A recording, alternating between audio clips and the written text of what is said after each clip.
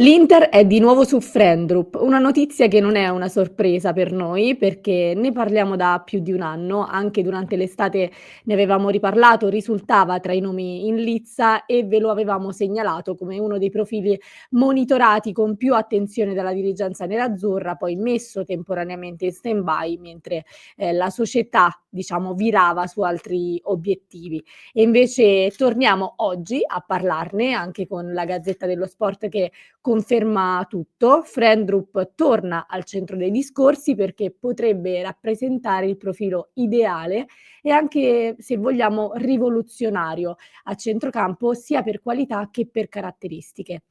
È il profilo adatto all'Inter di Chivu, un centrocampista aggressivo, rapido nel recupero, ti dà equilibrio e ti permette di avere un assetto più offensivo, anche perché ti garantisce,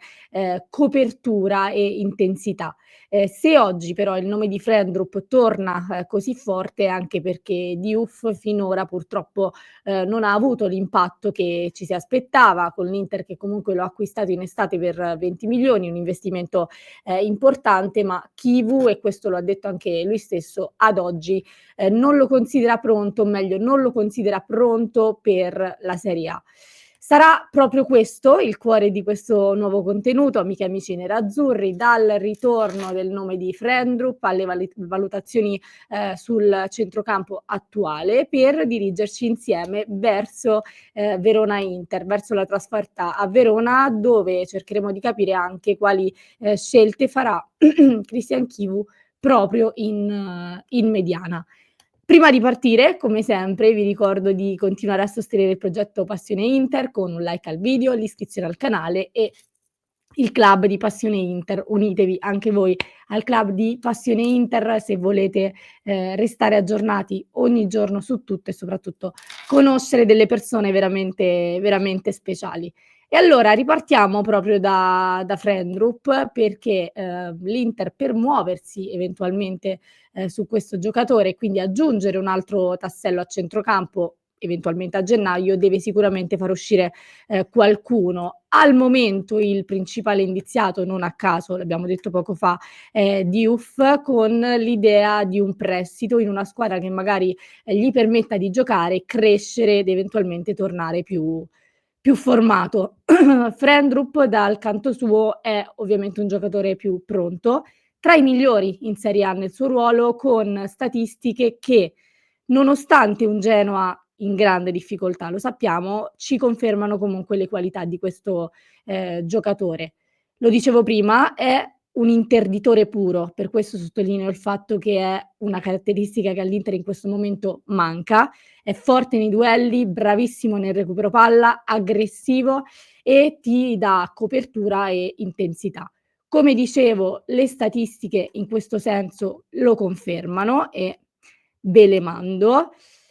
Lo vediamo, va spesso sull'uomo, interrompe molte azioni, recupera appunto molti palloni, questo è un dato importante, è un dato nel quale lui spicca particolarmente, spezzando il gioco avversario, cosa molto importante. È forte nei corpo a corpo e nei duelli vinti, ed efficace anche sulle palle alte, quindi un'opzione in più per l'Inter. Bravo negli intercetti, taglia le linee di passaggio, pressa alto e l'aggressività la vediamo anche comunque nel numero di falli commessi. Può esserci qualche numero che magari non vi convince, qualche percentuale che non vi convince, ma considerate che il grafico che vedete, sulla destra è, diciamo, un confronto tra il giocatore e gli altri nella sua stessa posizione e quindi ovviamente, diciamo che paragonandolo ad altri giocatori, come dicevo prima, risulta tra i migliori della Serie A già da un paio di anni.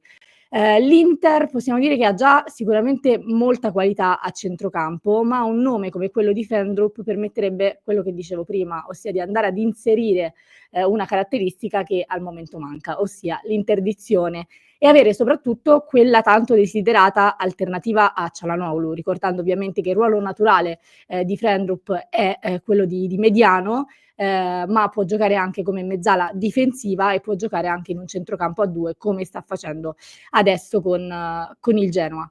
Noi ci proiettiamo sempre al futuro perché è giusto, diciamo, avere anche, no, una visione, lungimirante, ma ovviamente ci concentriamo anche sul presente, perché a proposito di alternative Christian Chivu sta facendo i conti con diverse assenze, tra cui l'assenza di Mkhitaryan a centrocampo. Stiamo aspettando novità, dalla prossima settimana per capire insomma se ci saranno eventuali, risvolti da altri esami, se riusciremo ad avere, notizie sulla possibile data di rientro di questo giocatore. Dicevo, Chivu sta facendo i conti con questa assenza e nel mentre stiamo cercando di capire, chi è effettivamente la prima alternativa a Mkhitaryan. Sono arrivati un po' di segnali, perché nell'ultima partita abbiamo visto Sučić titolare al posto del centrocampista armeno, che ci ha restituito, insomma, una buonissima prestazione con un gol, che ci ha insomma, dato una bella indicazione di questo giocatore. È stata insomma una bella prova del 9 per lui, e Verona-Inter, la trasferta a Verona, di domani, può sicuramente rivelarsi un altro test per lui, per cercare di capire se effettivamente può essere lui la prima scelta per Chivu in mancanza di Mkhitaryan, con Zielinski che comunque è sempre lì e l'abbiamo visto anche in quel ruolo. Sučić, diciamo che, poi ieri ne abbiamo parlato meno forse di quanto avremmo dovuto. È partito molto bene, è partito con un inizio stagione convincente, con delle prestazioni convincenti, con tanta personalità. C'è stato un momento nel quale sembrava che Chivu l'avesse invece arretrato nelle gerarchie, con quelle dichiarazioni, delle quali avevamo parlato anche insieme, relative al fatto che ancora in alcune cose forse pecca un po' a livello di fisicità, ancora un po' fragilino. Prima parlavamo di contrasti, parlavamo di duelli, ancora un po' fragilino sotto quel punto di vista, però sicuramente è un giocatore che arrivato all'Inter ha dato tanto da vedere, sta stupendo positivamente, e quindi sicuramente la volontà di Chivu è quella di lasciargli ancora spazio per, crescere ancora di più. Quindi devo dirvi che in questo momento, l'altro giorno facevo un discorso, ovviamente con il confronto con Zielinski, ancora sembrava non esserci effettivamente la prima alternativa a Mkhitaryan. Probabilmente con la prestazione con la Fiorentina Sučić si andrà a guadagnare, visto che sappiamo che Chivu si muove anche molto sulla linea della meritocrazia, si andrà a guadagnare, un posto eventuale da titolare proprio domani nella sfida contro il Verona. Potrebbe esserci qualche sorpresa, come no. Ad oggi la probabile formazione ci dice che in mediana dovremmo avere Çalhanoğlu con Barella sul centrodestra e proprio Sučić a sostituzione di Mkhitaryan. Secondo me è positivo, nel senso che è un ragazzo che ha bisogno di giocare per andare a limare quelli che sono i difetti. È un ragazzo che sicuramente, come tutti, ha bisogno anche di una buona dose di fiducia da parte dell'allenatore, e quindi credo che domani possa esserci proprio lui di nuovo a sostituzione di Mkhitaryan. Magari un Zielinski me lo posso aspettare a partita in corso per dare un po' di fiato a Çalhanoğlu in cabina di regia, o chissà, magari anche dal primo minuto, visto che Chivu non fa filtrare nulla, relativo alla formazione nelle ore precedenti, quindi dovremmo aspettare poi domani per,